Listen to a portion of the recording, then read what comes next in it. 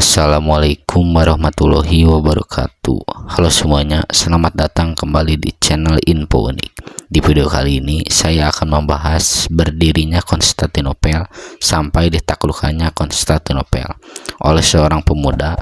Bagaimana bisa terjadi? Simak penjelasan singkatnya. Konstantinopel adalah nama kota yang sekarang dikenal sebagai Istanbul, Turki. Kota ini merupakan ibu kota Kekaisaran Romawi Timur, Bizantium, dan Kesultanan Utsmaniyah. Kaisar Romawi Konstantinus I adalah penguasa awal Konstantinopel. Ia mendirikan Konstantinopel di atas reruntuhan kota Bizantium yang sudah ada sebelumnya. Kota Bizantium adalah nama kota Yunani kuno yang kemudian dikenal sebagai Konstantinopel dan Istanbul saat ini. Bizantium juga merujuk pada Kekaisaran Romawi Timur yang berpusat di Konstantinopel. Asal-usul nama Bizantium. 1. Nama Bizantium berasal dari kata Bizantium, nama kota Konstantinopel sebelum menjadi ibu kota Konstantinus yang Agung.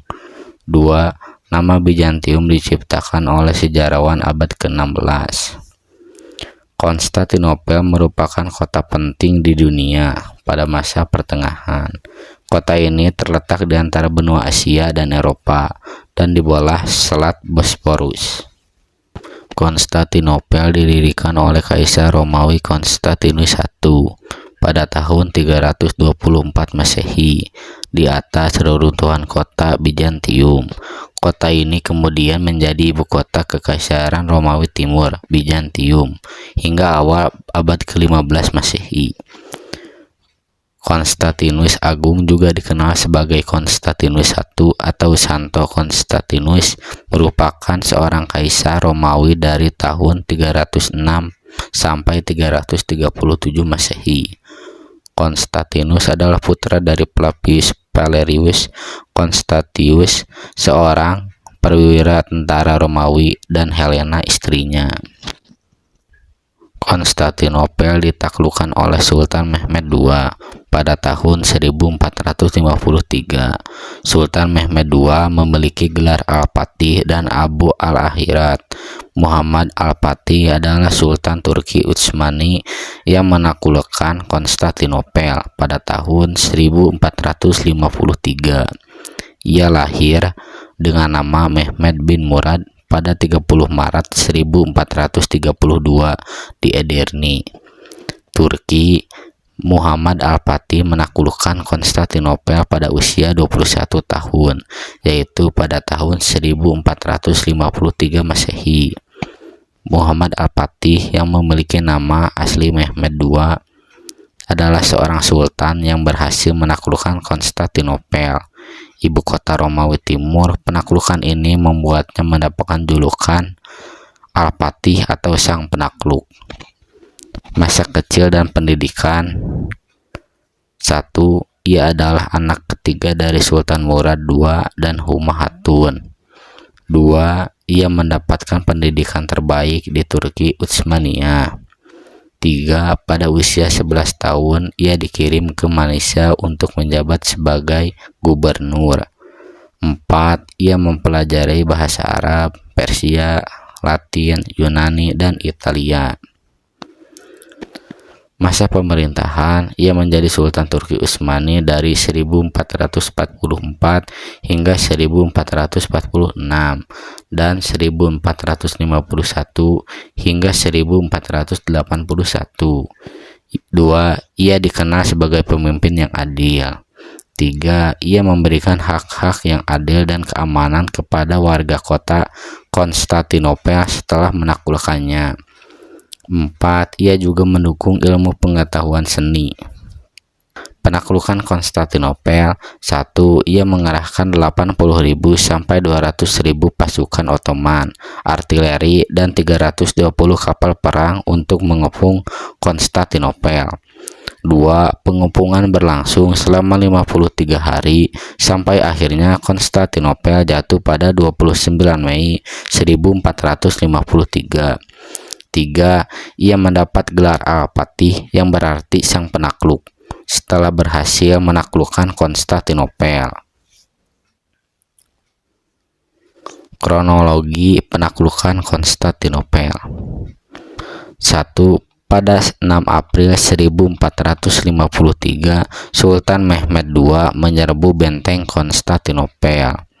2. Sultan Mehmed II diiringi hujan panah tentara Islam Turki maju dalam 3 lapis pasukan. 3. Konstantinopel menjadi ibu kota Kekaisaran Utsmani dengan namanya yang sekarang Istanbul. Dampak penaklukan Konstantinopel. 1. Turki Utsmani melarang para pedagang Eropa untuk beraktivitas dan memonopoli perdagangan Eropa dengan Asia. 2. Jalur perdagangan rempah-rempah dari Asia ke Eropa terputus. 3. Negara Eropa seperti Portugal dan Spanyol mencari jalur perdagangan alternatif lain ke Asia. Karakteristik Sultan Mehmed II. 1. Memiliki kepribadian kuat, menggabungkan kekuatan dan keadilan. 2. Menanamkan sikap tawadu atau rendah hati atas semua pencapaian. 3. Mempelajari kekalahan sebagai pertanda kurangnya ketaatan dan usaha. Muhammad Al-Fatih menyerang Konstantinopel karena alasan religius dan ambisi politik. Ia ingin meruntuhkan dominasi Kekaisaran Bizantium, menegaskan kekuatan Islam, dan menguasai perdagangan internasional di kawasan tersebut.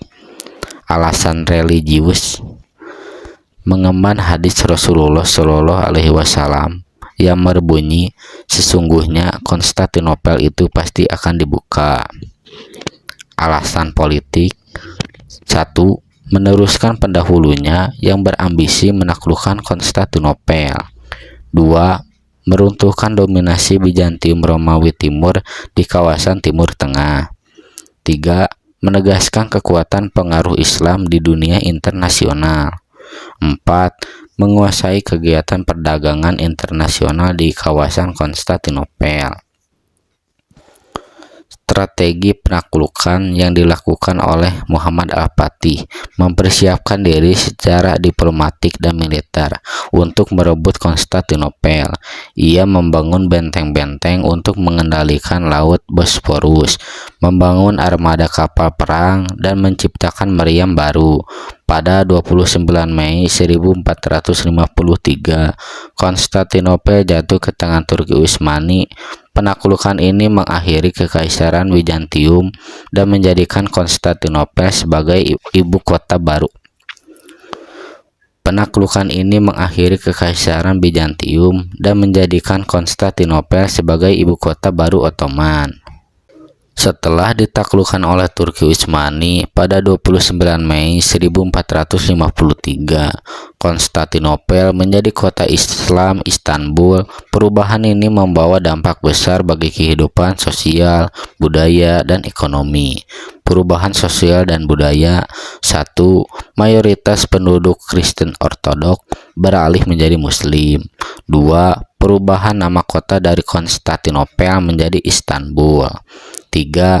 Pergeseran budaya yang tercermin dalam arsitektur, seni, dan identitas. 4. Perpindahan besar-besaran pengetahuan dan kebudayaan Kekaisaran Bizantium ke Eropa Barat. Perubahan ekonomi: 1. Terputusnya jalur perdagangan rempah-rempah Asia dan Eropa. 2. Krisis di Eropa karena pentingnya peran Konstantinopel bagi pedagang Eropa.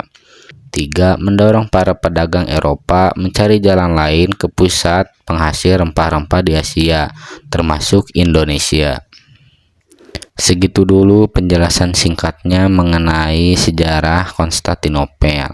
Semoga video kali ini bermanfaat bagi kalian semuanya. Jaga kesehatan bagi kalian semuanya. Sampai jumpa di video berikutnya. Wassalamualaikum warahmatullahi wabarakatuh.